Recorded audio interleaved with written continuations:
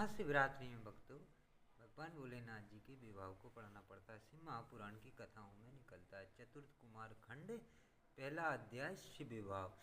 नारद जी बोले, हे ब्राह्मण, अब आप मुझे यह सुनाइए कि लोक का कल्याण करने वाले शंकर जी ने पार्वती जी के साथ विवाह कर कैलाश पर्वत पर जाकर क्या किया, उसको पुत्र कैसे हुआ तथा तारकासुर का वध कैसे हुआ, कृपा कर मुझसे वह सब चरित्र कहिए। सूत जी कहते हैं कि जब नारद जी के ऐसा पूछ तब ब्रह्मा जी चित्त में प्रसन्न हो शिव जी को स्मरण करते हुए बोले कि हे नारद, अब मैं तुम्हें स्वामी कार्तिकेय का जन्म और तारकासुर वध की कथा संयुक्त शंकर भगवान का चरित्र सुनाता हूँ। ध्यान से सुनो। इस पापनाशक कथा को सुनने से निश्चय ही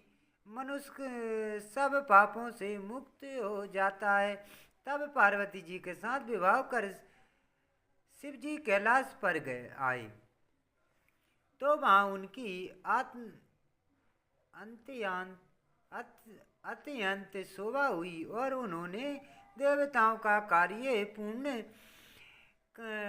करने का विचार किया। भगवान शंकर के गणों ने प्रसन्न होकर अनेक उत्सव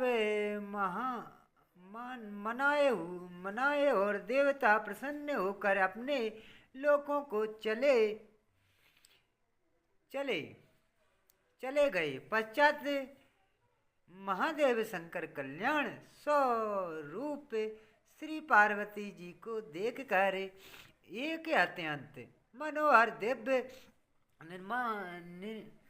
निरंजन स्थान में चले गए और वहाँ रात्रि वार्धक सहायक बनाकर देवताओं को सहस्त्रों वर्ष तक पार्वती जी के साथ विहार करते हुए उन्हें रात दिन की कुछ भी सूचना न रही।